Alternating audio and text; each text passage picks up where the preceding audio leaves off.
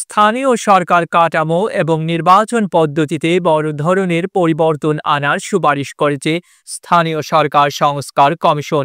তাদের সুপারিশ অনুযায়ী ইউনিয়ন পরিষদ, উপজেলা পরিষদ ও জেলা পরিষদের চেয়ারম্যান এবং পৌরসভা ও সিটি কর্পোরেশনের মেয়র পদে নির্বাচন জনগণের সরাসরি ভোটে না করে প্রথমে সদস্য বা কাউন্সিলরদের সরাসরি ভোটে নির্বাচিত করা হবে। পরে নির্বাচিত কাউন্সিলর ও সদস্যদের ভোটে চেয়ারম্যান ও মেয়র নির্বাচন করা হবে। সদস্য বা কাউন্সিলর পদে পূর্ণকালীন সদস্যের পাশাপাশি খণ্ডকালীন সদস্য রাখার সুপারিশ করা হয়েছে। এই প্রক্রিয়ায় সরকারি চাকরিজীবীরাও স্থানীয় সরকারের বিভিন্ন স্তরে সদস্য বা কাউন্সিলর হওয়ার সুযোগ পাবেন। স্থানীয় সরকার সংস্কার কমিশন রোববার ২০ এপ্রিল প্রধান উপদেষ্টা অধ্যাপক মোহাম্মদ ইউনূসের কাছে তাদের চূড়ান্ত প্রতিবেদন জমা দেয়।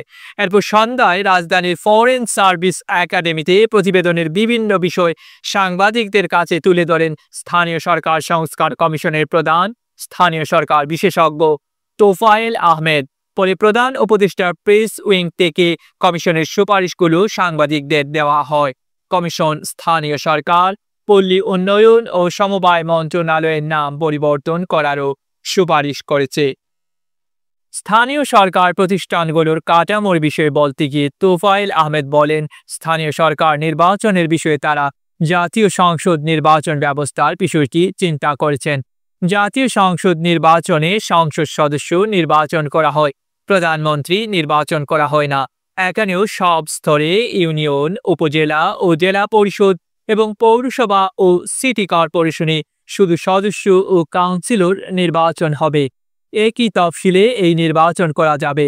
এরপর সভাপতি নির্বাচন করা হবে। এটি হলো বিধানিক অংশ। এরপর সভাপতির সভাপতিত্বে চেয়ারম্যান বা মেয়র নির্বাচন করা হবে। তারপর চেয়ারম্যান বা মেয়র ৩ জন বা ৫ জনের একটি পূর্ণকালীন কাউন্সিল করবেন। তারা পূর্ণকালীন কাজ করবেন এবং পূর্ণকালীন বেতন ভাতা পাবেন। আর বাকি যারা আসবেন তারা খণ্ডকালীন। তারা স্থায়ী কমিটির সভাপতি সদস্য হবেন। ডেস্ক রিপোর্ট, আধুনিক কাগজ।